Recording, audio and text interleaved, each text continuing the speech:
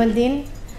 Wassalatu wassalam ala asyrafil anbiya wal mursalin sayyidina wa maulana Muhammadin wa ala alihi wa sahbihi ajma'in. Subhanaka la ilma lana illa ma 'allamtana innaka antal alimul hakim. Rabbi shrah li sadri wa yassir li amri wahlul 'uqdatan min lisani yafqahu qawli. Amma ba'du. Alhamdulillah teman-teman sedikit sekalian saya muliakan. Saya berasa kayak lagi ngapain gitu. Kayak lagi kayak jadi dosen lagi nguji mahasiswi. Alhamdulillah. Baik teman-teman sedikit sekalian saya muliakan. Alhamdulillah juga pada hari ini Allah kembali mengizinkan kita untuk mempelajari tafsir dari firman-firman-Nya. Mudah-mudahan ada ilmu yang bermanfaat yang Allah bagi kepada kita pada sore hari ini insyaallah. Ilmu yang bermanfaat itu ilmu yang mendekatkan kita kepada Allah, mendekatkan kita kepada Rasulullah, dan mendekatkan kita kepada surga kita. Itu ilmu yang bermanfaat. Ilmu yang bisa jadi praktek nyata dalam kehidupan kita, bisa jadi cahaya menerangi jalan pikiran kita, bisa menjadi cahaya yang memandu hati kita untuk menjalankan kehidupan dengan cara yang lebih baik. Mudah-mudahan Allah karuniakan ilmu yang seperti itu pada kita sekalian insyaallah. Amin ya rabbal alamin. Kemarin saya udah bahas mengenai kisahnya Ashabul Baqarah, Sahibul Baqarah ya, di beberapa waktu yang lalu, setahun yang lalu tepatnya. Dan alhamdulillah pada hari ini kita akan lanjutkan kembali. Saya kepengen baca hanya satu ayat atau dua ayat lah ya, dari masih di surat Al-Baqarah juz 2 tentang kiblat. Nah, nih bahasanya indah banget, makanya saya kepengen membahasnya sama teman-teman semuanya di sini. Cek. Baik, saudaraku sekalian saya muliakan, ayatnya 143 dengan 144 ya, 143, 44, 45. Insyaallah mudah-mudahan kita akan bahas ini semuanya ya. 3 ayat ya. Baik, saudaraku sekalian yang saya muliakan, atau dari ayat atasnya juga boleh, 4 ayat insyaallah. Dari 142 awal juz 2 ya. Kita akan awali dengan membaca suratul Fatihah terlebih dahulu. Kita niatkan semoga Allah anugerahkan kepada kita ilmu yang bermanfaat. Fatihah. Biniyatil futuh wal munuh wal rusuh salahil galab wal jasad wal ruh niyatin nafa' wal intifa' wal mudzakarah wat tadhkir ibtigha' mardatih wa qurbih wa thawabih wa husnil khatimah ma'lud fil afiyah wa salahil akibah wa ila hadratin nabi. Al-Fatihah.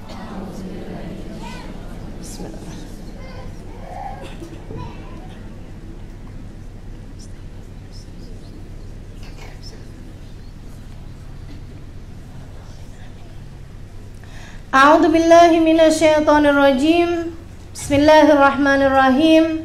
Sayaqulu sufaha'u minan nasi ma wallahum an qiblatihim allati kanu 'alaiha. Qul lillahil masyriq wal maghrib yahdi man yasha'u ila siratim mustaqim. Wa kadzalika ja'alnakum ummatan wasatan litakunu syuhada'a 'alan nas wa yakuna ar-rasulu 'alaikum shahida. وما جعلنا القبلة التي كنت عليها إلا لنعلم من يتبع الرسول ممن ينقلب على عقبيه وإن كانت لكبيرة إلا على الذين هدى الله وما كان الله ليضيع إيمانكم إن الله بالناس لرؤوف رحيم قد نرى تقلب وجهك في السماء فلنولينك قبلة ترضاها فول وجهك شطر المسجد الحرام وحيثما كنتم فولوا وجوهكم شطره وإن الذين أوتوا الكتاب ليعلمون أنه الحق من ربهم وما الله بغافل عما يعملون ولئن أتيت الذين أوتوا الكتاب بكل آية ما تبعوا قبلتك وما أنت بتابع قبلتهم وما بعضهم بتابع قبلة بعض ولئن اتبعت أهواءهم من بعد ما جاءك من العلم إنك إذا لمن الظالمين صدق الله العظيم وبلغ رسوله النبي الكريم ونحن على ذلك من الشاهدين والشاكرين والحمد لله رب العالمين. Saudaraku sekalian saya muliakan, sayaqulu sufaha'u minan nas, akan berkata orang-orang yang bodoh dari manusia, ma wallahum an qiblatihim allati kanu 'alaiha, apa yang memalingkan kalian, apa yang memalingkan mereka orang Islam dari arah kiblat yang sebelumnya. Sampaikan kepada mereka, lillahil masyriq wal maghrib, punya Allah lah barat dan timur, punya Allah lah timur, masyriq wal maghrib, dan punya Allah lah arah barat. Yahdi may yasha ila siratim mustaqim, Allah memberikan jalan petunjuk bagi siapapun yang Dia kehendaki. Ila siratim mustaqim, kepada jalan yang lurus. Ibu-ibu nih sebenarnya bisa bahasa Arab kan ya? Pura-pura aja Ibu ya. Wa kadzalika ja'alnakum, tadi udah tahu semua, mustaqim lurus. Sirat jembatan, ya kan, jalan. Tahu. Jadi kalau tanyain bisa bahasa Arab apa enggak? Wa kadzalika ja'alnakum ummatan wasata, dan demikianlah kami menjadikan kalian umat Islam ummatan wasatan, umat yang berada di tengah-tengah, umat yang moderat. Litakunu syuhada 'alan nas, kelak kalian akan menjadi saksi-saksi bagi umat-umat yang lain, bagi manusia. Wa yakuna ar-rasulu 'alaikum syahida, dan Rasulullah SAW menjadi saksi atas kalian. Wa ma ja'alna al-qiblata allati kunta 'alaiha, dan tidaklah kami jadikan arah kiblat yang kalian menghadap sebelumnya, illa lina'lama man yattabi'ur rasul, melainkan untuk kami mengetahui siapa yang sungguh-sungguh sejati mengikuti Rasulullah SAW, mimma yang qalibu ala aqibai, dari orang-orang yang berpaling dari jalannya Rasulullah. Wa in kanat lakabiratan, meskipun kami tahu bahwa pergantian arah kiblat itu adalah merupakan sesuatu yang berat, illa alal ladzina hadallah, kecuali bagi orang-orang yang telah diberi petunjuk oleh Allah. Wa ma kana Allahu liyudi'a imanakum, Allah tidak akan pernah menyia-nyiakan keimanan kalian. Innallaha binnasi laraufur rahim, sesungguhnya Allah terhadap manusia larauf, penuh dengan kasih, rahim, penuh dengan sayang. Bisa lagi kan? Qad nara taqallibu wajhika fis sama. Ini kayaknya taunya ujung-ujungnya doang ya. Qad nara taqalluba wajhika fis sama, sungguh-sungguh kami telah melihat bagaimana engkau melongok-longokkan kepalamu ke arah langit, wahai Muhammad. Falanwalliyannaka qiblatan tardaha, maka sekarang silahkan palingkanlah dirimu ketika sholat ke arah kiblat yang kamu inginkan, wahai Muhammad. Fawalli wajhaka syatral masjidil haram, hadapkanlah wajahmu ketika sholat ke arah Masjidil Haram. Wahaitsuma kuntum, dan dimanapun saja kalian berada, fawallu wujuhakum syatrah, hadapkanlah wajah kalian di saat sholat menghadap ke arah Masjidil Haram. Wa innal ladzina utul kitaba la ya'lamuna annahu al-haqqu min rabbihim, dan sesungguhnya orang-orang yang diturunkan Al-Quran kepada mereka, yang diturunkan Alkitab kepada mereka dari Taurat, Injil, mereka tahu la ya'lamuna annahu al-haqqu min rabbihim, bahwasanya pergantian arah kiblat itu adalah merupakan sesuatu yang benar dari Tuhan mereka. Wa mallahu bighafilin amma ya'malun, tidaklah Allah lalai terhadap apa-apa yang telah mereka ketahui. Wala in ataital ladzina utul kitaba bikulli ayatin ma tabi'u qiblatak, meskipun andai kamu mendatangkan kepada orang-orang yang diturunkan kepada mereka Alkitab, Yahudi dan Nasrani, bikulli ayatin, segala tanda-tanda kekuasaan kami, ma tabi'u kiblatak, mereka memang tidak akan pernah mengikuti arah kiblatmu. Wa ma anta bitabi'in kiblatahum, sebagaimana kamu wahai Muhammad tidak perlu mengikuti arah kiblat mereka. Wa ma ba'duhum bitabi'in kiblata ba'd, tidaklah sebagian mengikuti arah kiblatnya yang lain. Wala in ataita ahwa'ahum bikulli ma ja'aka minal ilmi innaka idzal laminadh dhalimin. Jika andai kamu mengikuti keinginan-keinginan mereka sesudah turun kepadamu ilmu, sungguhnya engkau termasuk di antara kelompok orang-orang yang tahu lagi. Shadaqallahul azim. Ini ayat cerita tentang pergantian arah kiblat. Teman-teman sekalian saya muliakan, jadi ceritanya gini. Nabi Muhammad alaihi wasallam dari sejak awal diutus menjadi seorang rasul, diperintahkan untuk sholat. Sholat yang 5 waktu, subuh, duhur, asar, maghrib, isya, itu diwajibkan pada malam ke-11 dari kenabian. Lama ya. Jadi sekitar 11 tahun itu sholat belum wajib, sholat 5 waktu belum wajib. Tapi sudah ada sholat yang diwajibkan sebelum itu, hanya pagi 2 rakaat, malam 2 rakaat. Jadi sholatnya hanya 2 rakaat aja. Siang tuh ada sholat siang, ada sholat malam, masing-masing 2 rakaat. Itu selama kurang lebih 11 tahun, saudara sekalian. Nah, Nabi dari sejak awal sholat diperintahkan, gitu ya, sampai dengan turunnya perintah sholat 5 waktu, sampai Nabi Muhammad alaihissalam berangkat hijrah ke Madinah, Nabi setiap sholat menghadap ke arah kiblat, ke arah Ka'bah. Dan arah Ka'bah itu arah mana? Kanan, kiri, timur, barat, utara, selatan, semua arah. Karena kan kalau kiblat kan pokoknya Ka'bah kan orang ngadepnya ke arah Ka'bah. Kalau yang dari sebelah barat berarti ngadepnya ke arah timur. Kalau yang dari timur berarti ngadepnya ke arah barat, kan begitu tuh? Gitu ya, ngadepin ke titik poros yaitu Ka'bah tadi ini. Sedikit sekalian saya muliakan, Nabi hafal sama Ka'bah. Bahkan Nabilah dulu yang sebelum Nabi Muhammad terutus menjadi seorang rasul, ketika terjadi pemugaran Ka'bah, Nabi yang diminta oleh mereka untuk meletakkan Hajar Aswad kembali di tempatnya.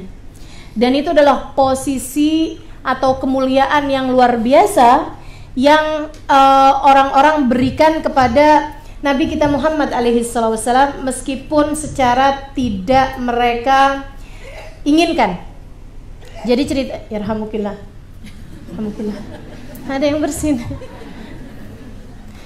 Iya, kita kebiasaan jawabin bersin. Jadi kalau misalnya kedengeran bersin gitu di mana aja, otomatis yarhamukillah, yarhamullah gitu kan. Dan karena terbiasa saya kumpulnya sama perempuan, jadi walaupun suami saya yang bersin, saya jawabnya tetap yarhamukillah. Kebiasaan, agak susah ya memang ya, subhanallah. Lagi masuk di mana aja, di terminal atau di stasiun gitu ya, atau di bandara gitu, ada yang bersin yarhamukillah. Ada kebiasaan. Baik teman-teman sekalian saya muliakan, kembali kepada Ka'bah, Nabi Muhammad alaihissalam sangat mencintainya. Jadi ceritanya waktu Nabi Muhammad alaihissalam usia 20 tahun, 5 tahun sebelum Nabi Muhammad nikah, itu ada terjadi pemugaran Ka'bah, teman-teman sekalian. Ka'bah dipugar dan dikecilkan. Jadi Ka'bah itu yang sebenarnya lebih besar dari yang sekarang, dikecilkan pada masa sekitar 5 tahun sebelum Nabi Muhammad nikah. Untuk urusan apa? Biar biayanya nggak terlalu besar. Suka-suka mereka gitu ya, sembarangan bener. Jadi kecilkan, makanya ada itu tuh apa namanya, Hijr Ismail. Kita kalau tawaf nggak boleh di dalamnya situ. Kenapa? Karena Hijr Ismail itu sebenarnya bagian dari Ka'bah asalnya. Makanya kita kalau tawaf harus melingkari si Hijr Ismailnya juga gitu kan, nggak boleh ada di dalamnya situ, sebab itu bagian dari Ka'bah pada mulanya. Teman-teman sekalian saya muliakan, sampai kemudian habis selesai Ka'bahnya dibangun, mereka kemudian ada pekerjaan yang paling mulia, yaitu menempatkan kembali Hajar Aswad pada tempatnya. Mereka kebingungan, siapa nih yang akan meletakkan kembali Hajar Aswad pada tempatnya? Teman-teman sekalian, rebutan. Sampai sempat terjadi kayak mau saling perang satu sama lain, karena memang mengingat itu adalah posisi yang sangat-sangat mulia, akan dikenang sepanjang sejarah. Mereka dari 4 qabilah yang berbeda-beda, teman-teman sekalian, gitu ya. Jadi kalau misalnya kemudian salah satu qabilah itu dia yang meletakkan Hajar Aswad pada tempatnya, wah, itu akan dianggap sebagai kabilah yang mulia, ditulis dalam sejarah gitu, bahwa ketika pemugaran Ka'bah yang meletakkan Hajar Aswad adalah Fulan bin Fulan dari qabilah Fulan. Wah, itu jadi kayak satu gengsi gitu, yang nantinya tuh kalau dari qabilah Fulan ngelamar kayaknya akan diterima gitu, sebab dari qabilah yang meletakkan Hajar Aswad gitu ya, kurang lebihnya. Pokoknya jadi nilai mereka, magam mereka di tengah masyarakat tuh menjadi lebih mulia. Rebut-rebutan sampai kemudian ada seseorang di antara mereka yang dianggap sebagai ketua pemimpin salah satu qabilah, bilang kayak begini, ngapain nih kita rebut-rebutan kayak begini, yang akhirnya kemudian kita jadi beranteman urusan-urusan yang seperti ini. Lebih baik kita adil aja, lebih baik kita damai aja, dan kita putuskan aja. Gimana keputusannya? Gimana kalau gini? Dia bilang, siapapun orang pertama masuk ke sini, biar dia yang memutuskan siapa dari kita berempat yang meletakkan Hajar Aswad kembali di tempatnya. Pemimpin qabilah tadi ini. Dia bilang, iya dah kalau gitu kita tungguin. Mereka udah berharap aja, mudah-mudahan yang datang dari kabilah saya, sehingga dia akan memilih saya, kan gitu ya. Mudah-mudahan dari qabilah ini. Udah semuanya udah pada tegang nih, nungguin siapa yang masuk pertama kali ke area Ka'bah itu. Kemudian yang masuk Nabi kita Muhammad sallallahu alaihi wasallam. Allah Subhanahu wa taala menentukan hal yang seperti itu. Mereka bilang, "Wah, innahu halim. Muhammad ini orangnya bijak. Jadi udah deh, enak, kita minta Muhammad yang mutusin." Panggillah Nabi Muhammad. Kemudian, dan itu belum jadi rasul ya. Mereka masih sayang sama Nabi Muhammad. Waktu Nabi Muhammad jadi rasul, baru tuh orang-orang itu berubah dari sayang menjadi ditendang. Sedikit sekalian mereka tanya, Muhammad siapa nih yang akan meletakkan Hajar Aswad? Mereka ceritakan bahwa kita rebutan siapa yang pengen meletakkan Hajar Aswad. Ada 4 orang. Nabi kemudian mengambil rida, selendang beliau gitu ya, taruhin ke bawah. Kemudian diletakkannya Hajar Aswad tersebut di atasnya. Nabi meminta pada setiap masing-masing dari qabilah-qabilah yang 4 tersebut, pemimpin-pemimpinnya untuk meletakkan, untuk membawa dengan masing-masing ujung surban tersebut. Jadi semuanya merasa kami yang membawanya, gitu kan? Emang orang bijak kan begitu tuh ya, Masya Allah. Sampai depan tempatnya Hajar Aswad. Ketika sudah berada di depannya Hajar Aswad, Nabi Muhammad sendiri yang mengambil batu tersebut, kemudian meletakkan di tempatnya. Sebenarnya sih emang batunya juga maunya dibawa sama Nabi Muhammad. Jadi teman-teman sekalian saya muliakan, Nabi punya banyak kenangan indah bersama dengan Ka'bah. Jadi Nabi emang paling seneng banget kalau tiap kali sholat tuh kan ngadep ke arah Ka'bah. Kalau beliau lagi memungkinkan, beliau sholat di depan Ka'bah. Tapi kalau lagi nggak memungkinkan, beliau sholat di rumahnya dengan menghadap ke arah posisinya menghadap ke arah Ka'bah. Sedikit sekalian saya muliakan, sampai Nabi kemudian hijrah ke Madinah. Ketika Nabi Muhammad alaihissalam hijrah ke Madinah, Allah memerintahkan beliau untuk sholatnya tidak menghadap ke arah ya, sebab kiblatnya Ka'bahnya kan sudah nggak di depan mereka lagi. Sekarang udah di Madinah nih kan. Nabi diminta oleh Allah Subhanahu wa taala untuk sholatnya menghadap ke arah Baitul Maqdis, Masjidil Aqsa. Dan dengan Nabi Muhammad sholatnya menghadap ke arah Masjidil Aqsa, itu berarti membelakangi arah kiblat yang sebenarnya, yang Ka'bah gitu. Jadilah Nabi ketika kemudian bikin masjid-masjid itu semuanya arah kiblatnya ke arah sana gitu, ke arah Masjidil Aqsa. Kalau kita nih kan ke arah mana nih? Timur atau barat? Timur ya. Nah itu kalau itu tuh berarti kiblatnya tuh ke arah barat gitu. Nabi pun sholat dengan menghadap ke arah barat. Nah Nabi Muhammad kan bikin masjid, apa kan di awal-awal Nabi Muhammad datang. Berarti kan arah kiblatnya itu sebenarnya ke sana semuanya kan, ke arah ke arah Baitul Maqdis semuanya gitu. Mereka pun sholat untuk waktu yang cukup lama, yaitu sepanjang 16 bulan dengan menghadap ke arah Baitul Maqdis. Teman-teman sih sekalian, kalau ditanya kepada Nabi Muhammad mauan sholatnya menghadap ke arah Ka'bah atau menghadap ke arah Baitul Maqdis, beliau lebih suka sholat kita menghadap ke arah Ka'bah. Sebab beliau punya banyak kenangan dengan Ka'bah. Beliau juga hafal seluk-beluknya Ka'bah. Dan menghadap ke arah Ka'bah berarti menghadap ke arah kota Mekah. Dan kota Mekah adalah kota yang paling dicintai oleh Nabi Muhammad alaihissalam. Beliau lahir di sana, beliau nikah di sana, beliau dapat wahyu di sana. Sementara Baitul Maqdis, Nabi gak kenal apa-apa kecuali saat beliau di Isra Mi'rajkan oleh Allah Subhanahu wa Ta'ala. Kan lain rasanya kan, nilai kenangan teman-teman sekalian. Berasa nggak kita aja nih, kadang-kadang ada makanan yang rasanya biasa-biasa aja, tapi kita ngerasanya enak banget gitu. Kenapa? Hanya karena itu adalah jajanan yang biasa kita jajanin waktu kita SD. Nilai kenangan tuh nggak bisa dibeli teman-teman sekalian. Keindahannya tuh mempengaruhi hati gitu ya. Apalagi ini tuh sesuatu hal yang Nabi awal dapat wahyu di sana gitu. Nabi awal sholat dan lain sebagainya di sana gitu kan. Nabi Bukit Sofa dan lain sebagainya, Nabi tuh sangat dekat dengan keadaan Ka'bah, keadaan Mekah gitu.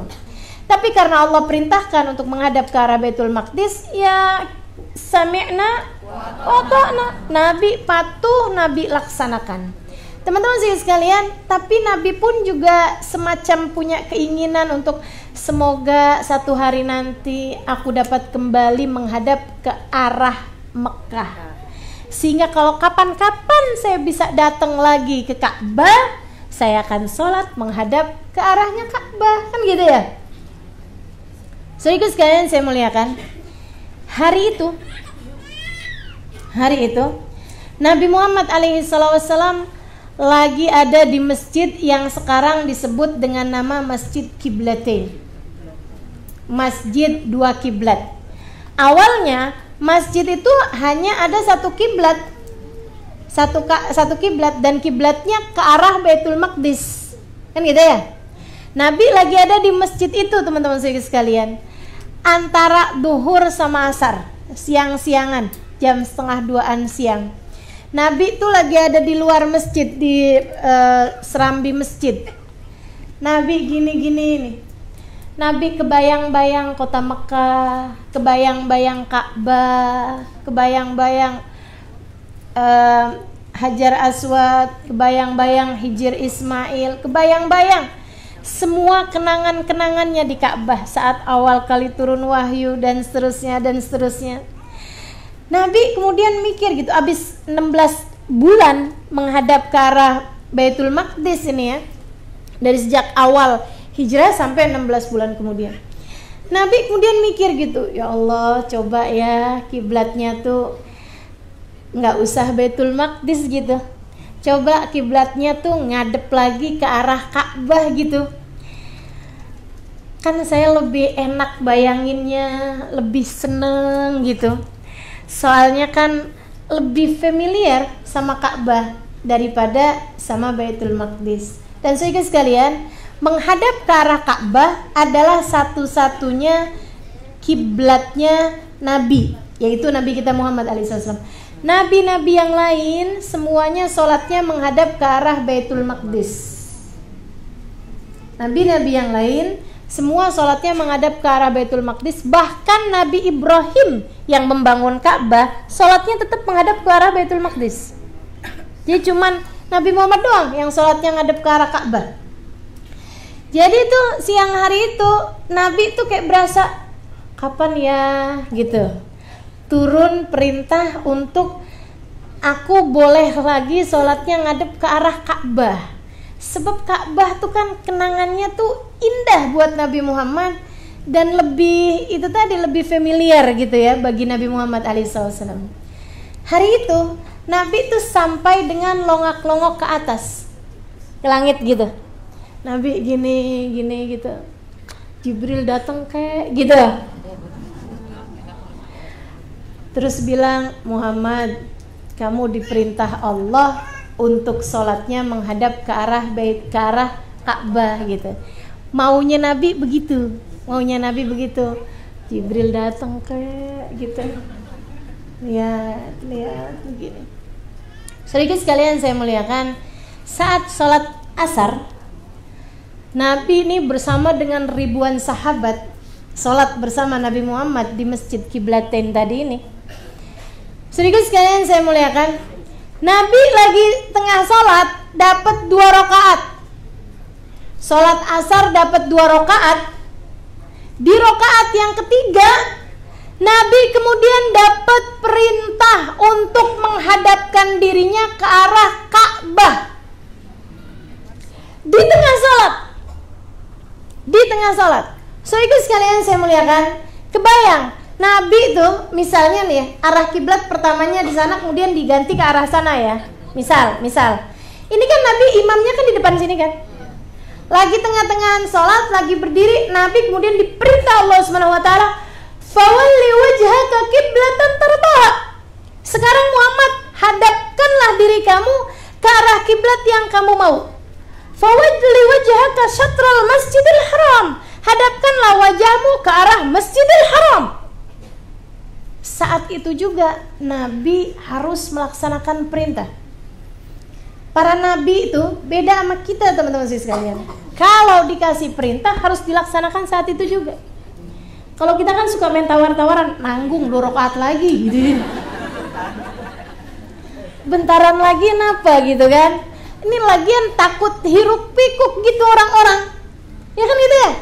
Tapi Nabi Muhammad alaihissalam diperintah, beliau tahu, beliau harus segera melaksanakannya. Jadi Nabi lagi berdiri, kemudian lagi baca suratul Fatihah, rakaat ketiga, Nabi diperintah, "Fawalli wajhaka syatral Masjidil Haram." Nabi pun kemudian segera berbalik arah, menghadap ke arah Ka'bah, ke arah Masjidil Haram. Teman-teman sekalian saya muliakan, Nabi berbalik begini, sahabat yang ada di soft depan lihat, tapi ngadep sini ya. Innaha lakabirah, kata Allah. Aku tahu itu adalah bukan perkara yang ringan, itu adalah perkara yang berat. Illa alal ladzina hadallah, kecuali bagi mereka yang telah diberi hidayah oleh Allah Subhanahu wa taala. Orang-orang yang faham bahwa ma yantiqu anil hawa in huwa illa wahyun yuha. Nabi tidak berkata ataupun berbuat sesuatu dari keinginannya. Beliau kalau mengatakan sesuatu, apalagi berbuat, pastilah dari wahyunya Allah. Maka yang di soft depan begitu melihat Nabi Muhammad berbalik, mereka ikut serta berbalik. Ngadep soft belakangnya. Soft belakangnya langsung berbalik juga. Soft belakangnya berbalik lagi sampai yang ada di soft yang paling belakang sekarang jadi soft yang paling depan. Jadi imam. Nah ini teman-teman sekalian, 2 rakaat yang sesudahnya itu, 2 rakaat yang terakhir, Nabi tetap memimpin, tetap menjadi imam, tapi dari belakang. Allahu Akbar. Semuanya pada ruku. Sami Allahu liman hamidah. Nabi dari belakang. Semuanya i'tidal. Jadi dipandu sama Nabi Muhammad dengan suaranya Nabi Muhammad sampai selesai sholat dari sholat asar tadi ini. Habis selesai sholat, Nabi baru kasih tahu, bahwasanya telah diturunkan kepada Nabi Muhammad alaihi salatu wassalam pergantian arah kiblat. Saya bayangin, ya Allah, untung sahabat tuh ya, imannya kuat, pinter-pinter. Saya ngebayangin kalau itu terjadinya di Tebet, rusuh kayaknya udah. Ini kenapa nih?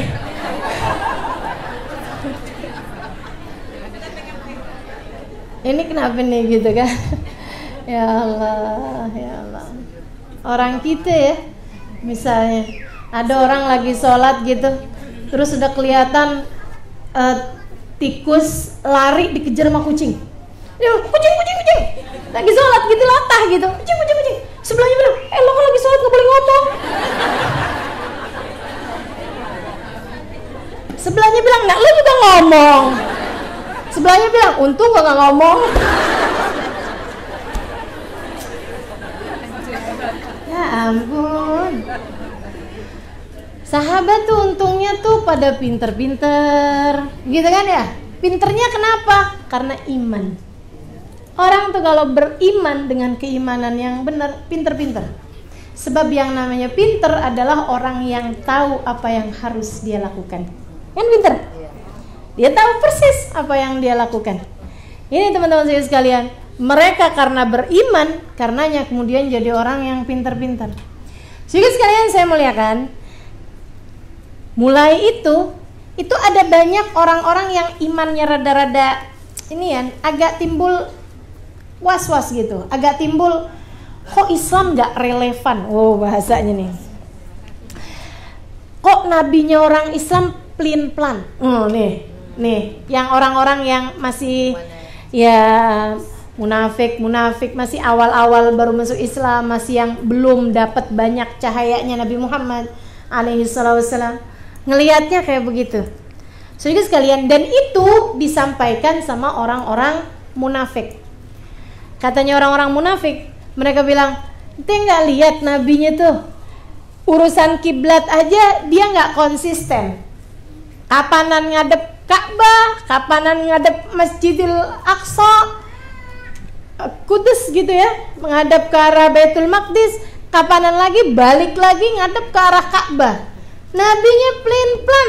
Gimana kamu mau ngikutin nabi yang plan-plan?" Sedikit sekalian saya muliakan, dan itu semuanya sudah dikasih tahu duluan sama Allah Subhanahu wa taala. Allah ketika menurunkan ayat tentang arah kiblat ini, Allah kasih tahu, "Sayaqulu sufaha'u minan nas ma wallahum an qiblatihim allati kanu 'alaiha." Akan berkata orang-orang yang bodoh. Kenapa mereka bodoh? Karena mereka tidak beriman. Makanya berimanlah teman-teman sekalian, biar kita cerdas. Semakin tinggi keimanan kita, semakin faham kita apa yang mesti kita lakukan, apa yang mesti kita ucapkan. Kita ngerti caranya berbicara pada setiap orang. Ngomong sama suaminya gimana caranya, dia paham. Kenapa? Karena dia beriman. Dia mesti gimana sama anaknya, mesti mendidik anaknya kayak gimana, mesti ngajak ngomong anaknya dengan bahasa apa, mereka paham. Mau ngomong kayak gimana sama temennya, mau bicara apa sama siapapun, dia ngerti. Kenapa? Iman, teman-teman saudara sekalian. Makanya kalau kemudian suka bingung-bingung, tuh masalahnya gampang aja. Imanmu itu loh, benahi imanmu, maka kamu akan jadi orang-orang yang pandai, teman-teman saudara sekalian. Tahu apa yang harus kamu lakukan, tahu apa yang harus kamu ucapkan, tahu caranya berpikir yang benar. Cahaya akan masuk ke dalam hatimu, cahaya iman menjadi penerang bagi seluruh anggota tubuhmu, sehingga memandumu menjalankan kehidupan seperti yang Allah Subhanahu wa taala inginkan. Teman-teman sekalian saya muliakan, tapi mau kecerdasan otaknya, IQ-nya berapa sekalipun, ya, kalau kemudian dia tidak beriman, teman-teman sekalian, mereka tetap nggak bakalan tahu. Makanya ada orang-orang kerjanya bagus, tapi kemudian masih berani sama haknya orang, kan begitu? Ada orang-orang yang dia jadi pejabat, pinter, cerdas, tapi korupsi. Dia nggak cerdas, teman-teman sekalian. Bukan orang-orang pandai. Kalau orang pandai nggak begitu keadaannya. Sebab pandai sama dengan beriman. Semakin tinggi nilai imanmu, kamu tahu apa yang harus kamu lakukan. Maka kalau masih bingung-bingung terus-terusan, duduk istighfar, minta sama Allah Subhanahu wa taala bimbingan. Nah, nanti Allah akan kasih tahu, teman-teman sekalian. Kepada orang-orang yang kemudian memasukkan was-was di hati orang-orang, mengatakan Nabi Muhammad pelin-pelan, Nabi Muhammad gak konsisten dan lain sebagainya, Allah membahasakan mereka bukan orang yang beriman, tapi sufaha. Sufaha kata Allah. Siapa sufaha? Orang-orang bodoh. Saya kulu sufaha minan nas. Orang-orang bodoh dari manusia ini akan berkata ketika nanti kamu menghadapkan dirimu ke arah Ka'bah, mereka akan berkata, "Ma wallahu man qiblatihim allati kanu 'alaiha." Ngapain tuh mereka sekarang ganti arah kiblat dari yang sebelumnya? Maksudnya sebelumnya ngadap ke arah Baitul Maqdis, kemudian mereka menghadap ke arah Ka'bah. Bilang sama mereka, wahai Muhammad, sampaikan sama mereka sebagai jawabannya. Jawabannya adalah iman, teman-teman sekalian. Jawabannya adalah iman. Apa jawabannya? Kul, sampaikan kepada mereka, lillahil masyriq wal maghrib. Punya Allah arah barat, punya Allah arah timur. Iman apa bukan itu? Iman, meyakini bahwa semua arah punyanya Allah. Ketika kita sholat menghadap ke arah Baitul Maqdis, bukan berarti Allahnya ada di Baitul Maqdis. Ketika kita sholat menghadap ke arah Ka'bah, bukan berarti Allah ada di arah Ka'bah. Itu hanyalah arah biar nyepakatin seluruh dunia tentang arah kiblatnya dia, gitu. Bukan berarti Allahnya ada di sana, teman-teman sekalian. Allah adanya di mana? Di dalam hatimu sendiri. Allah Subhanahu wa taala yang menciptakan tempat. Allah tidak berarah, Allah tidak bertempat. Sebab semua arah, semua tempat adalah ciptaannya Allah. Kalau dibilang Allah ada di arsy, yang nyiptain arsy siapa? Sebelum Allah nyiptain arsy, Allahnya di mana? Kan begitu? Nggak habis-habis, teman-teman sekalian. Maka kalau dikatakan Allah ada di mana? Allah dalam hatimu. Kamu tidak bisa melihatnya dengan mata zahirmu, akan tetapi kamu dapat merasakan kehadirannya di dalam jiwamu. Gitu. Sehingga sekalian saya muliakan, jawabannya iman. Lillahil masyriq wal maghrib. Punya Allah kok arah barat, punya Allah arah timur. Yahdi man yasha ila siratim mustaqim. Allah memberi hidayah kepada orang yang dia kehendaki. Allah memberi hidayah kepada mereka yang asalnya bilang, kenapa kok nabinya pelin-pelan sama arah kiblat? Tapi kemudian Allah karuniakan hidayah kepada mereka, sehingga kemudian mereka hilang perasaan-perasaan yang seperti itu. Allah yang punya semua hidayah. Wa kadzalika ja'alnakum ummatan wasata. Kalian ini umat Islam, kami menjadikannya sebagai umat yang moderat. Enggak ke sana, enggak ke sana. Tidak ada dalam ajaran kita mencintai berlebihan. Tidak boleh dalam agama kita membenci. Kan begitu? Sehingga sekalian kita tengah. Tidak ada dalam ajaran agama kita ibadah aja sampai enggak kerja, sampai enggak nikah. Agama lain kan ada. Agama lain kan ada. Saya tahu para biksu nggak boleh kerja, akan tetapi mereka kemudian menerima derma dengan menjadi pengemis-pengemis. Gitu kan? Dalam ajaran agama kita nggak ada. Nggak ada ceritanya ajaran agama kita itu ibadah dalam artian ibadah ritual gitu ya, ibadah ritual kayak sholat, kayak baca Quran atau apa gitu, yang membuat manusianya itu sampai enggak peduli sama urusan dunia. Tapi agama kita juga tidak memperbolehkan orang hanya nyari dunia aja dan meninggalkan urusan akhirat, urusan ibadah. Katanya Nabi Muhammad SAW, carilah dunia yang tidak membahayakan akhirat, carilah akhirat yang tidak membahayakan dunia. Ketika Nabi Muhammad melihat ada seorang laki-laki yang diadukan oleh Abdullah ibn Rawahah karena dipersaudarakan sama Abdullah bin Rawahah. Abdullah bin Rawahah ngadu sama Nabi, Rasul, saya kemarin ketemu sama bininya saudara saya, Fulan bin Fulan, dipersaudarakan. Sebenarnya bukan saudara tapi dipersaudarakan. Itu awal-awal Nabi hijrah ke Madinah, Nabi mempersaudarakan orang. Dia bilang, Abdullah bin Rawahah bilang, Rasul, saya kemarin ketemu sama bininya dia. Kesian dah Rasul, mukanya kusut, bajunya rombeng. Saya ketemu anak-anaknya juga kayak nggak keurusan.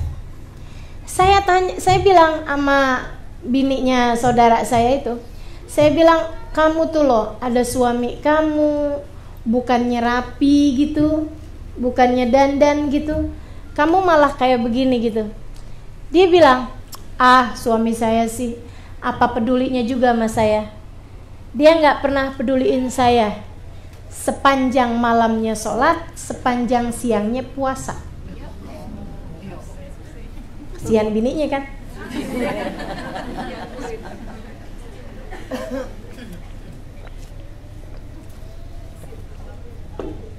Nabi begitu dengar seperti itu, Nabi langsung panggilkan dia, wahai Abdullah. Panggilin orang itu. Nabi walaupun udah dengar dari Abdullah bin Rawahah, akan tetapi Nabi tabayun. Meskipun Nabi tahu Abdullah bin Rawahah jujur, cuman teman-teman saya sekalian, cara menyampaikan kan beda, gitu ya. Nah, Nabi nggak mau penilaiannya terpengaruh sama cara menyampaikannya orang. Jadi Nabi selalu tabayun. Walaupun bukan berarti Nabi nggak percaya sama Abdullah bin Rawahah, Nabi tahu persis Abdullah bin Rawahah seorang yang sangat jujur, sangat benar, apalagi untuk sesuatu hal yang enggak ada kepentingannya Abdullah bin Rawahah dalam hal tersebut. Lain kalau Abdullah bin Rawahahnya ngomong kayak gini, Rasul bilangin dong sama dia saudara saya, kalau dia emang kagak demen sama bininya gue juga mau. Itu kan ada kepentingannya, ya kan? Kalau ini enggak, Abdullah bin Rawahah ngomong kayak begitu sama Nabi, emang bener-bener kepengen, kalau emang bener kita mau ikutin kayak gitu tuh Rasul. Kalau emang gak bener, biar kita belajar, tegur dia ya Rasulullah. Nabi panggil sahabat ini tadi, sahabat Ansor ya dia ya. Abdullah bin Rawahahnya kan dari Muhajirin, kan dipersaudarakannya antara Muhajirin sama Ansor. Nabi tanya sama dia, kata Nabi Muhammad, adakah kamu setiap malam tahajud atau ibadah malam tanpa tidur? Jadi habis isya sholat sampai subuh gitu. Dia dengan bangga bilang, iya Rasul. Iya. Dia bilang, tiap malam, kata Nabi. Kamu gak pernah gitu deketin istri kamu atau apa? Enggak dong Rasul, malam waktunya ibadah.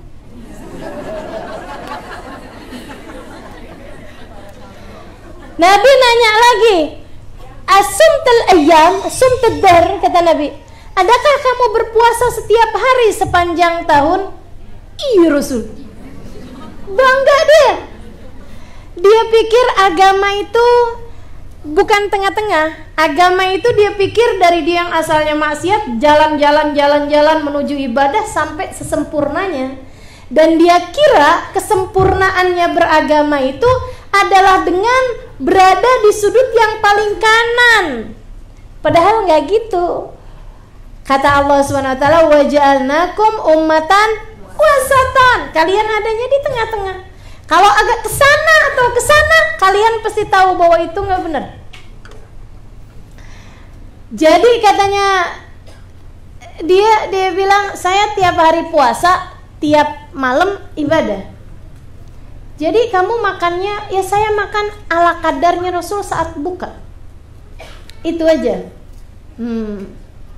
Kamu punya istri? Rasul, saya nggak tahu berapa jumlahnya ya.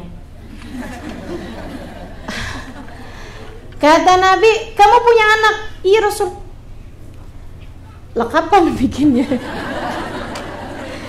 Itu ya teman-teman, bikinnya sebelum Islam. Kan dianya kan masuk Islamnya baru orang Ansor itu. Jadi rupa-rupanya habis kenal Islam udah nggak lagi gitu ya. Tiap malam tahajud, ibadah, sholat, tiap siang puasa. Boro-boro muka anak jadi lupa kali. Saudara sekalian saya muliakan, Nabi habis nanya-nanya kayak begitu, Nabi kemudian bilang, innama ana atqakum. Kata Nabi, bukankah saya adalah orang paling bertakwa di antara kalian? Iya Rasul. Iya. Bala ya Rasulullah. Tentu wahai Rasul, engkau orang paling bertakwa di antara kami. Artinya Nabi yang paling tahu jalan menuju ridha Allah Ta'ala. Nabi yang paling tercinta di sisi Allah Subhanahu wa Ta'ala. Maka jalan menuju surga ya yang paling mirip sama Nabi Muhammad itu gitu kan. Iya Rasul. Katanya sahabat ini, kamu tahu kan kalau saya orang paling bertakwa di sisi Allah, paling tahu jalan surga, paling bisa membimbing kalian. Islammu Islamku kan, gitu ya. Bala ya Rasulullah. Iya Rasul. Kata Nabi, walakinni asum wa aftur. Akan tetapi saya ada hari yang saya puasa, ada hari yang saya makan. Saya nggak puasa. Walakinni anam wa akum. Akan tetapi saya bangun di waktu malam, tapi sebelumnya saya pakai tidur dulu. Walakinni atazawwajun nisa. Akan tetapi aku berhubungan intim dengan istriku. Nabi kemudian mengatakan kepadanya, innali jasadika alaika haq. Kamu jangan pernah lupa badanmu punya hak terhadapmu. Istrimu punya hak terhadapmu, anak-anakmu punya hak terhadapmu. Carilah akhirat yang tidak membahayakan duniamu, carilah dunia yang tidak membahayakan akhiratmu. Gitu ya Rasul. Terus saya gimana nih Rasul? Kata Nabi Muhammad, sum al-khamis al-itsnain wal khamis. Berpuasalah, bukan al-itsnain wal khamis, sum salasata ayyam min kulli syahr. Udah, kamu nggak usah puasa banyak-banyak, puasa aja 3 kali dalam sebulan. 3 kali dalam sebulan. Jadi yang asalnya 30 hari dia puasa dalam sebulan, sekarang cuman 3 hari dalam sebulan. Kan gak enak banget rasanya ya? Inni utik fawqa dzalika ya Rasulullah. Saya kuat lebih daripada itu wahai Rasul. Idzan sum yaumal khamis yaumal itsnain wal khamis. Kalau gitu puasalah, puasa Senin sama Kamis. Inni utik fawqa dzalika ya Rasulullah. Saya kuat lebih daripada itu wahai Rasul. Kata Nabi, idzan sum sauma Daud. Kalau gitu berpuasalah dengan puasanya Nabi Daud. Dan Nabi kasih batasan, ini yang paling akhir buat kamu. Puasa kayak puasanya Nabi Daud. Sehari puasa, sehari enggak, sehari puasa, sehari enggak, sehari puasa, sehari enggak. Gitu teman-teman saya sekalian. Dia bilang, lebaik ya Rasulullah. Dia pun kerjakan itu sampai selama bertahun-tahun kemudian dia bilang, nyesel saya pakai nawar Nabi. Coba enak gitu ya, saya puasanya sebulan 3 kali aja. Ternyata di akhir-akhir ini ternyata berat untuk melaksanakan puasa Daud. Tapi karena saya udah bilang sama Nabi, inni utik fawqa dzalika ya Rasulullah, saya jadinya mewajibkan kepada diri saya sendiri untuk melaksanakan apa yang sudah saya janjikan. Teman-teman saya sekalian, ini agama Islam, agama tengah-tengahan. Pakai hati tapi akal jangan ditinggalkan. Gitu ya? Pakai hati beribadahnya tapi akal jangan ditinggalkan. Pakai akal, pakai dalil, tapi hati jangan kau tinggalkan. Maka teman-teman saya sekalian, kalau kamu belajar satu agama, yang agama tersebut itu enggak peduli urusan hati. Kamu dimintanya untuk apa-apa Quran nggak usah pakai perasaan. Tidak dibenarkan cinta kepada Allah, tidak dibenarkan cinta kepada Rasulullah. Agamanya nggak pakai hati, beragamanya nggak pakai hati, pakai dalil, gitu ya. Saya seneng banget baca sholawatan. Oh, nggak ada dalilnya, bid'ah. Tapi saya cinta sama Nabi. Pas lagi saya kangen sama Nabi gimana? Oh, nggak boleh kangen sama Nabi Muhammad. Kangennya bolehnya sama siapa? Sama bini kamu. Kok aneh ya ini? Teman-teman sekalian saya muliakan, yang bahkan ada di antara mereka datang ke Madinah nggak mau ziarah sama Nabi Muhammad. Dia bilang Nabi kita udah mati kok. Ngapain lagi kita datang berziarah kepadanya? Ziarah itu adalah sesuatu hal yang tidak dibenarkan.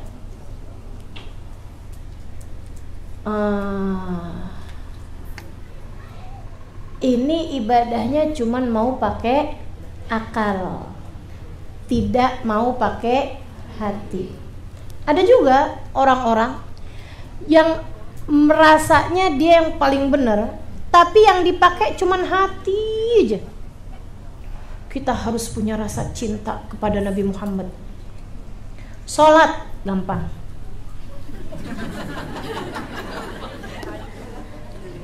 Maksud kamu gampang gimana? Asalkan kita cinta sama Nabi. Man ahabbani kana ma'i fil jannah. Siapa yang mencintai aku, dia kelak akan bersama denganku di surga. Pokoknya mainnya hati aja. Tapi kan ada dalilnya dalam Al-Quran, yaitu untuk orang-orang yang imannya masih tipis. Main-main dalil tuh yang imannya masih tipis. Buat kita sudah tidak ada lagi kewajiban. Gelok namanya ya. Teman-teman sekalian saya muliakan, itu juga pasti nggak benar. Pokoknya kalau udah agama main hati doang, nggak pakai akal, salah. Agama main akal doang, nggak pakai hati, salah. Agama yang terlalu mencintai seseorang di antara para sahabat yang sampai dengan membenci yang lain-lain dari para sahabat, pasti salah, teman-teman sekalian. Pasti salah, nggak mungkin. Islam nggak kayak begitu. Islam nggak kayak gitu.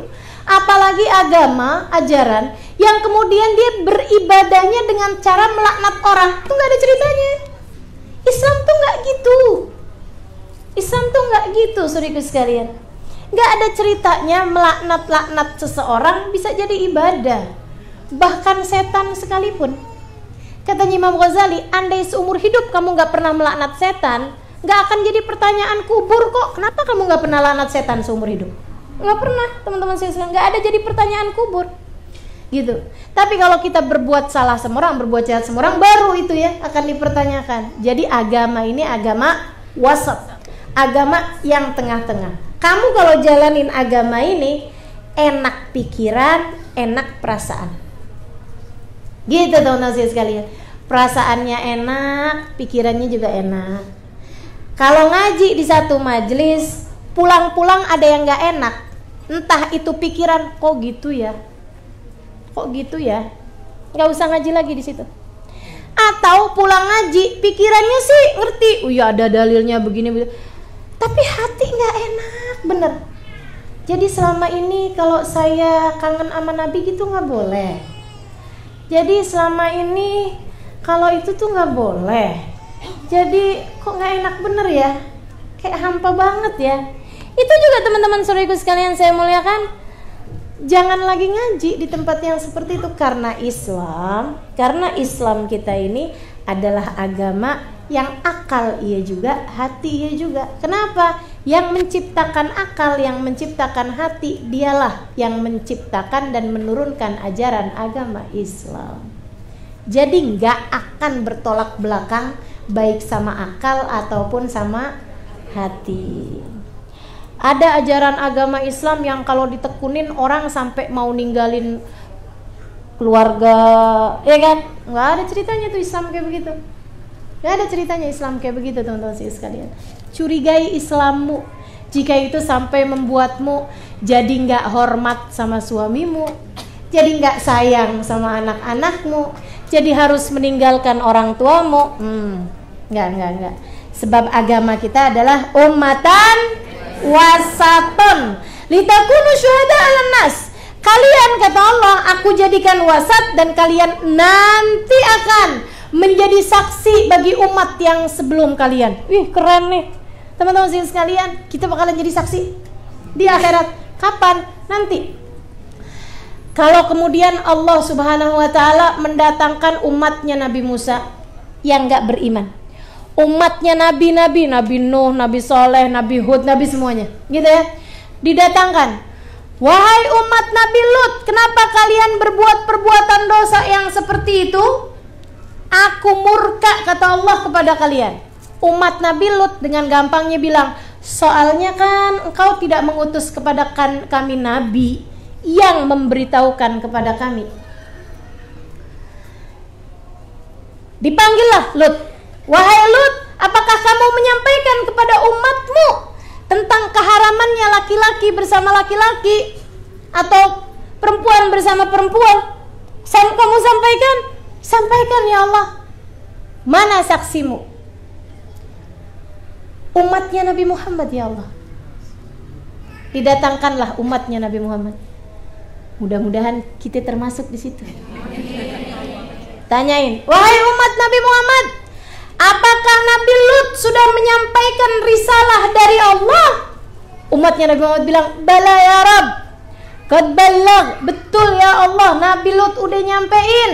Umatnya aja yang pada durhaka, tapi Nabi Lutnya udah nyampein. Dari mana kalian tahu? Umatnya kemudian pada bilang, ya Allah tunggu dulu, dia datangnya belakangan. Kenapa dia bisa jadi saksi kita ya Allah? Ngelihat aja kagak, gitu kan? Ketemu aja enggak, gitu. Katanya kemudian umatnya Nabi Muhammad, karena kami nonton filmnya. Gitu kira-kira? Enggak, karena kami membacanya dalam Al-Quran. Dan itu adalah firman yang Allah Subhanahu wa taala sampaikan. Maka teman-teman saya sekalian, yang mau jadi saksi dari para nabi-nabi di hari akhirat, pahami maknanya Quran. Nah, kalau nggak paham maknanya Quran, dari mana kalian tahu? Kalau friend boleh nggak? Gitu ya. Jadi saudara sekalian saya muliakan, kita, kata Allah Subhanahu wa taala, akan jadi saksinya. Nah, kemudian sesudah benar kata Allah Subhanahu wa taala, aku telah menyampaikannya di dalam Al-Qur'an. Tapi siapa saksi bagi kalian? Katanya mereka kemudian umat Nabi Muhammad nih, katanya umat Nabi Muhammad, siapa saksi yang membenarkan kalian? Wahai Allah, saksi kami adalah Nabi kami Muhammad. Nabinya kemudian didatengin, sadaq ummati ya Rabb, betul umatku ya Allah, aku telah menyampaikan firman-firman-Mu kepada mereka. Litakunu syuhada 'alan nas wa yakuna rasulu 'alaikum syahida. Wa ma ja'alna al-qiblata allati kunta 'alaiha illa lina'lam may yattabi'ur rasul mimma yanqalibu 'ala aqibai. Kami jadikan arah kiblat berganti-ganti, asalnya ke arah Masjidil Haram, kemudian balik ke arah Baitul Maqdis, kemudian kami balikin lagi ke arah Masjidil Haram. Itu kami kerjakan yang seperti itu, kata Allah, buat aku lihat, kata Allah, siapa orang yang sungguh-sungguh jalanin agama, patuh kepada Rasul tanpa tapi, patuh kepada Rasulullah tanpa tapi, teman-teman sekalian, dan orang yang setengah-setengah atau bahkan berpaling dari agama Islam. Aku mau lihat, kata Allah, itu ujian-ujian, tes-tes dalam kehidupan teman-teman sekalian. Sama halnya dengan ketika kamu mengetahui bahwa Nabi Muhammad menikah dengan banyak perempuan, misalnya gitu ya. Ketika kemudian kamu tahu bahwa Nabi Muhammad menikah dengan Sayyidah Aisyah, ketika Nabi Muhammad menikah usianya misalnya 7 tahun, Sayyidah Aisyahnya, ya kan itu ya? Kumpul bersamanya di usia 9 tahun. Bagaimana perasaanmu ketika itu? Apakah itu mengurangi rasa hormatmu kepada Nabi Muhammad? Ini semua Allah Subhanahu wa taala berikan kepada kita untuk Allah mau lihat bagaimana perasaanmu terhadap Nabi Muhammad. Ketahuan yang mana yang sungguh-sungguh beriman, yang mana yang imannya hanya di ambang pintu saja. Saudaraku sekalian saya muliakan, orang yang beriman dengan keimanan-keimanan yang sempurna gak akan pernah mempertanyakan. Nyatanya pertanyaan-pertanyaan seperti itu justru ada dari orang-orang belakangan. Sahabat tabiin kagak ada yang pernah ngomong urusan kayak begituan. Gitu ya. Mereka paham Sayyidah Aisyah menikah umur 7 tahun. Ya iyalah, zaman itu jangan kata 7 tahun, belum lahir aja ada udah yang nge-DP-in. Beneran, Sayyidah Aisyah tuh ketika dilamar sama Nabi, beliau bahkan sudah jadi lamarannya orang, udah jadi tunangannya orang, teman-teman sekalian. Gitu. Jadi memang kebodohan kita sama kurang imannya kita membuat kita ragu-ragu. Gitu ya. Kamu harus belajar dengan benar sampai bisa mendapatkan kemantapan, atau kamu harus beriman dengan sungguh-sungguh sehingga tidak akan pernah lagi ada keraguan. Gitu saudara sekalian. Illa lina'lama may yattabi'ur rasula mimma yanqalibu ala aqibih wa in kanat lakabirah. Walaupun aku tahu, kata Allah, itu pastilah merupakan hal yang berat. Pindah-pindahan arah kiblat tuh pasti bikin hati jadi kayak yang ini sebenarnya gimana sih? Sebenarnya kiblat yang benar gimana sih? Gitu ya. Illa 'alal ladzina hadallah, kecuali bagi orang yang mendapatkan hidayah dari Allah. Wa ma kana Allah liyudhi'a imanakum. Allah tidak akan pernah menyia-nyiakan iman kalian. Ini teman-teman saya sekalian, berimanlah kepada Allah Subhanahu wa taala. Bangunlah hubungan antaramu dengan Allah Subhanahu wa taala meski tak ada sesiapapun yang mengetahuinya. Bangun hubungan sama Allah Subhanahu wa taala. Biarkan Allah ketika melihat hatimu yang ada adalah kebaikan, yang adalah keinginan menebarkan kebaikan, meskipun orang lain tidak ada yang tahu. Enggak usah berkoar-koar tentang keikhlasanmu, urusan keikhlasan biarkan ia menjadi haknya Allah Subhanahu wa taala. Kamu sungguh-sungguh mempersembahkannya kepada Allah taala. Gitu saja sekalian. Baru bisa bangun tahajud, enggak usah semua orang sekampung tahu.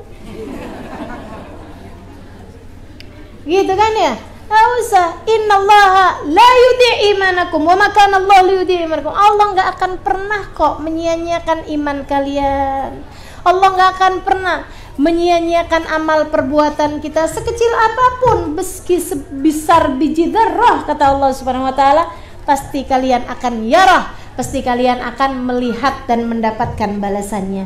Innallaha bin-nasi laraufun rahim. Sungguhnya Allah Subhanahu wa taala terhadap manusia, hambanya yang beriman, la rauf, sungguh-sungguh mengasihi mereka, rahim dan menyayangi mereka. Kemudian teman-teman sekalian, Allah ketika menyampaikan tentang perubahan arah kiblat, Allah bilang, qad nara taqalluba wajhika fis sama.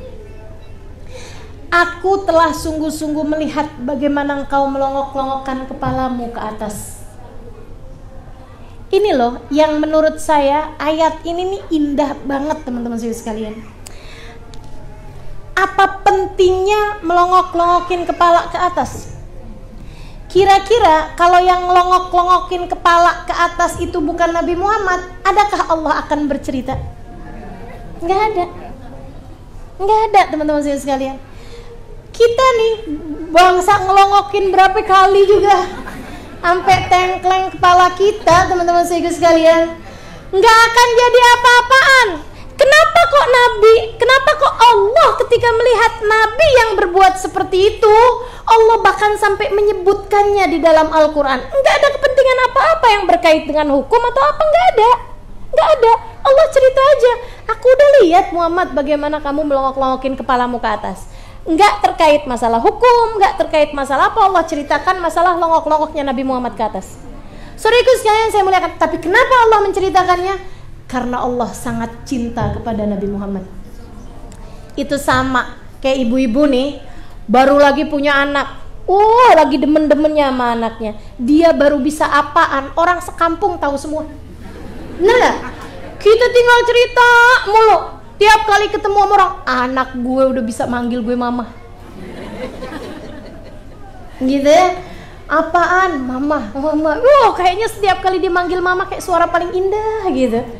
Saudaraku sekalian saya muliakan, orang dengernya nggak sama loh sama kamu ketika ngomongnya. Kamu ngomongnya dengan penuh rasa cinta, sebelah-sebelah kamu senyum-senyum aja sambil B aja kali. Kan gitu ya.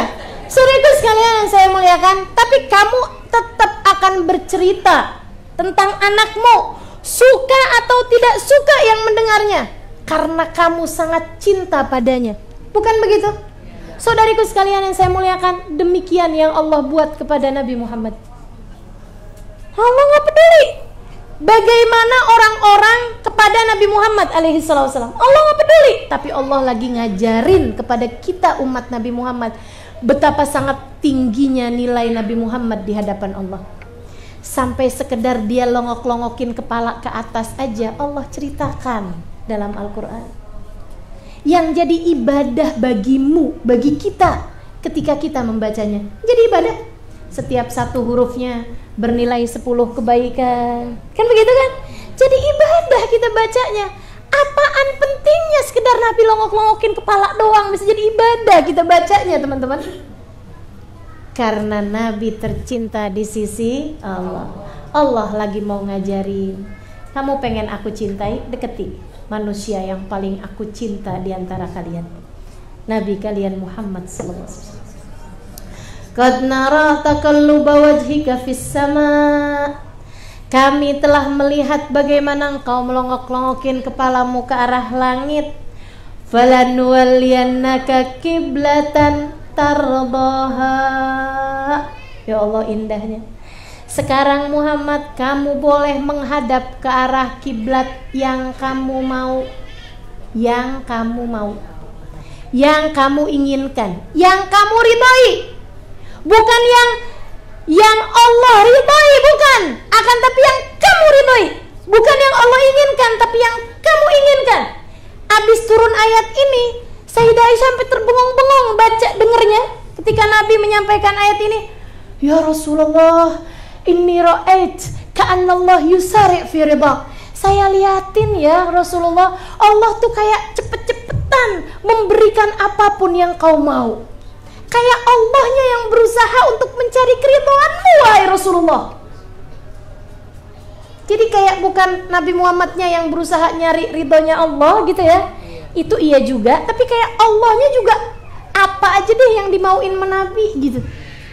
Termasuk, oh kamu pengennya ngadepnya ke arah kiblat yang mana nih Muhammad? Ka'bah? Boleh, nggak apa-apa.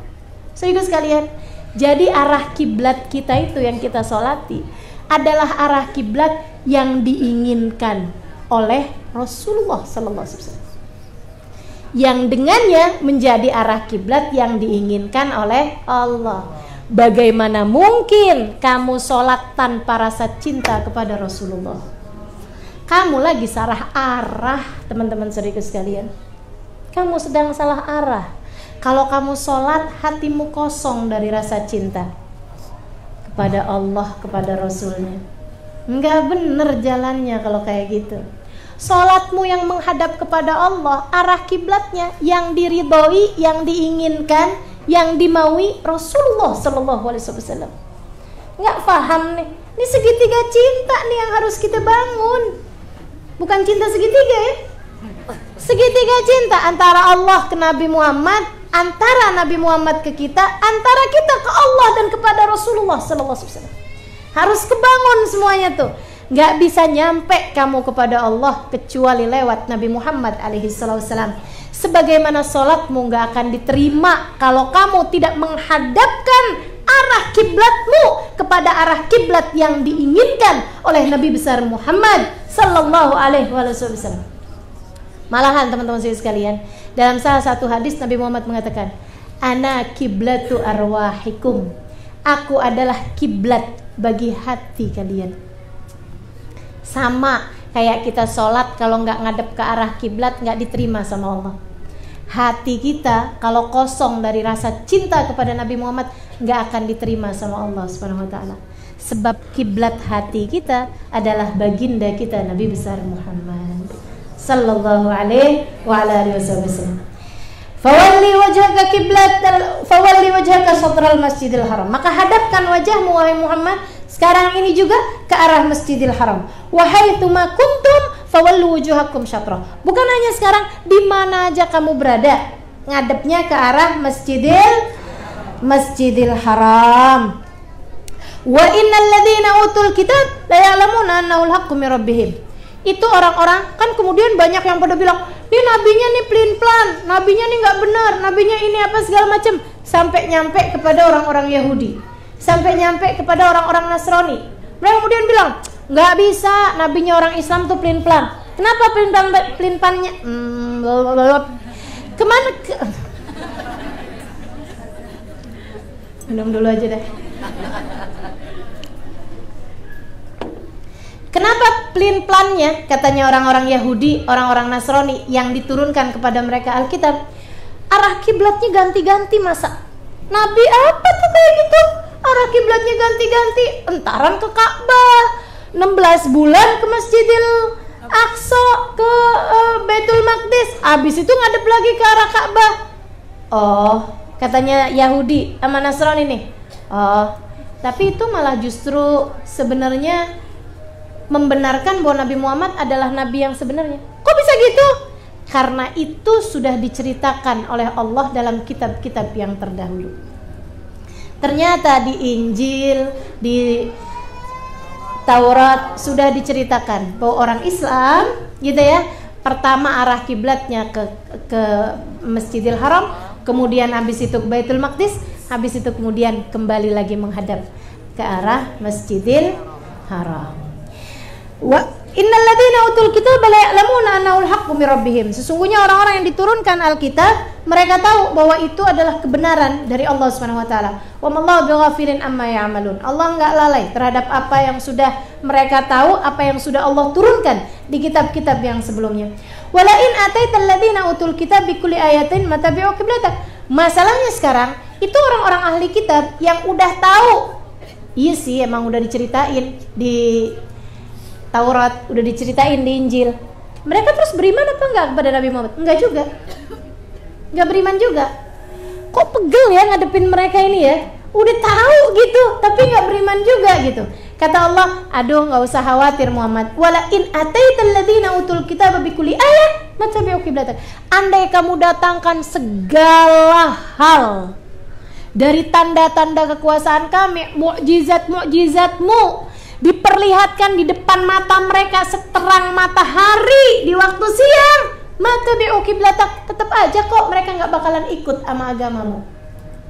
Karena urusan mengikuti agama bukan hanya urusan mereka telah melihat dengan dalil-dalil, bukan hanya urusan dengan akal, akan tetapi semuanya urusannya sama hati, dan urusan sama hati ini bergantung sama muqallibal qulubnya, yaitu Allah Subhanahu wa taala. Allah yang menghendaki siapa yang akan diberi hidayah, siapa yang tidak akan diberi hidayah. Wa ma anta bitabi'in qiblatahum, engkau sebagaimana engkau juga tidak akan mengikuti kiblat mereka, tidak akan mengikuti arah mereka beribadah, sebagaimana engkau juga tidak akan mengikuti ajaran mereka. Wa ma ba'duhum bitabi'in qiblata ba'd, sebagiannya enggak akan ikut kiblatnya yang lain. Artinya Yahudi, ya udah sama Yahudinya enggak akan ikut ke Nasrani, Nasraninya juga enggak akan pindah ke Yahudi gitu ya. Wala in ataital ladina ahwahum min ba'di ma ja'aka minal ilmi innaka idzal laminadh dhalimin. Udah, kamu enggak usah kepengen tahu apa yang mereka mauin. Jangan mau ikut-ikutan apa yang dimauin sama mereka. Tetaplah di jalan agama ini. Kalau kamu ikut-ikut sama orang Yahudi, kamu ikut-ikut sama orang Nasrani, kamu pastilah termasuk di antara kelompok mereka yang telah berbuat zalim. Shadaqallahul alim. Mudah-mudahan pembahasan kita pada hari ini membuat kita semakin kenal sama Nabi Muhammad, semakin kenal sama Allah Subhanahu wa taala, semakin ngerti cara kita mendekat kepada Allah Subhanahu wa taala, kiblatnya yang diinginkan oleh Nabi besar Muhammad alaihi wassalam. Dan kita juga semoga menjadi orang-orang yang pandai dengan keimanan-keimanan kita, dan semoga kita semuanya menjadi orang-orang yang kelak akan menjadi saksi dari para umat-umat yang terdahulu, sebab kita adalah ummatan wasatan insyaallah.